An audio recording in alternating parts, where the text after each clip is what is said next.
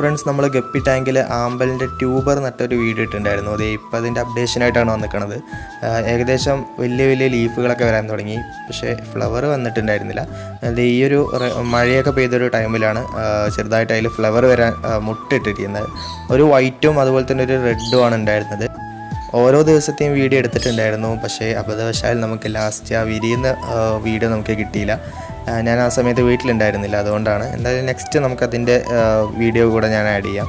ഇതിപ്പോൾ ഓരോ ദിവസവും ഇതിന് വലിപ്പം ഇങ്ങനെ വലുതായി വരുന്നുണ്ടായിരുന്നു. ഓരോ ദിവസവും ഫ്ലവറിൻ്റെ വലിപ്പം വലുതായി വരുന്നുണ്ടായിരുന്നു. അതിനനുസരിച്ച് അതിൻ്റെ ഭംഗിയും നല്ലോണം കൂടിക്കൂടി വരുന്നുണ്ടായിരുന്നു. എന്തായാലും നമ്മളുടെ എപ്പോഴും പൂ വരുന്ന ആമ്പലുകൾ തൊട്ടടുത്തുണ്ടായിരുന്നു. അതിനകത്ത് ഒരുപാട് ഗപ്പീസും കിടക്കുന്നുണ്ട്.